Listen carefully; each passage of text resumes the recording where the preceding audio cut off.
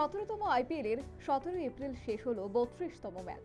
10টি দলের এই আসরে এখনো পর্যন্ত ব্যাটসম্যানদের সর্বোচ্চ রানের তালিকায় শীর্ষে রয়েছেন রয়্যাল চ্যালেঞ্জার্স বেঙ্গালুরুর বিরাট কোহলি, মোট সংগৃহীত 361 রান।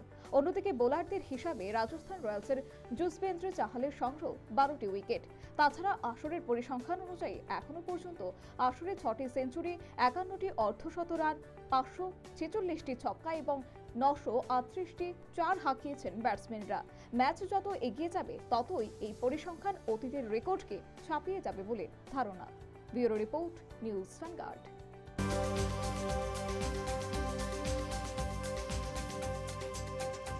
ক্রমেই সমালোচিত হচ্ছে ভারতীয় ফুটবল। এক এক রাজ্যের ক্ষেত্রে এক এক নিয়মে প্রযোজ্য হচ্ছে বলে অভিযোগ ফুটবল মহলে। ত্রিপুরা সহ ভারতের বেশিরভাগ রাজ্যে নতুন ফুটবল ক্লাবগুলো আত্মপ্রকাশ করলে তাদের নিচের সারির আসনগুলি থেকে জয়লাভ করে প্রথম ডিসিশনে খেলার সুযোগ দেওয়া হয়। কিন্তু কলকাতার বুকে দেখা গেল নতুন নিয়ম। নতুন ক্লাব হিসেবে আত্মপ্রকাশ করল ইউনাইটেড কলকাতা স্পোর্টিং ক্লাব, যে ক্লাব সরাসরি প্রথম ডিভিশন ফুটবলে খেলার যোগ্যতা পেয়ে গেল। টেকনো ইন্ডিয়া গ্রুপের এই ক্লাব বুধবার নিজেদের জার্সি উন্মোচন করলেন। দলের কোচ হিসেবে রয়েছেন ভারতের প্রাক্তন ফুটবলার দীপক মণ্ডল এবং ম্যানেজার হিসেবে রয়েছেন বেরিটো। এরপরে প্রশ্ন, রাজ্য ফুটবলে কোনো দল প্রথমে অংশ নিলে তাকে তৃতীয় ডিভিশন খেলে মাঠে নামতে হয়, কিন্তু কিভাবে প্রথম আত্মপ্রকাশ করে ইউনাইটেড কলকাতা স্পোর্টস ক্লাব প্রথম ডিভিশন ফুটবলে অংশ নেবে তা নিয়ে প্রশ্ন। তাহলে কি সর্বভারতীয় ফুটবল ফেডারেশনের নিয়ম এক রাজ্যের জন্য এক এক রকম? Bureau report, news vanguard.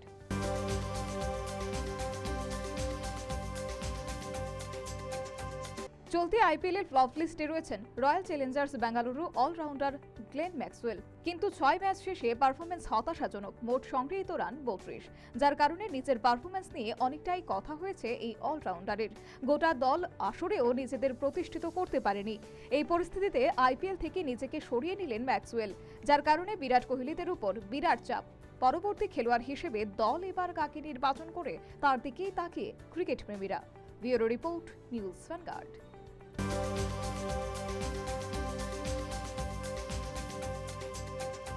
টি-20 বিশ্বকাপের জন্য ঘোষিত হবে ভারতীয় দলের নামের তালিকা প্রকাশের আগে বৈঠক শেষ হলো দলীয় কোচ রাহুল দ্রাবিড়, প্রধান নির্বাচক অজিত আগারকার এবং অধিনায়ক রোহিত শর্মার।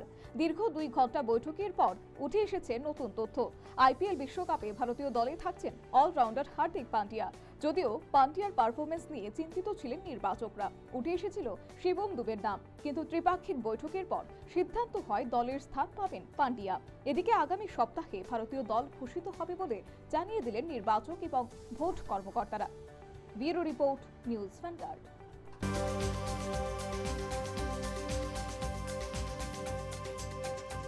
নাইট রাইডার্স শিবিরে বাড়ল চিন্তা।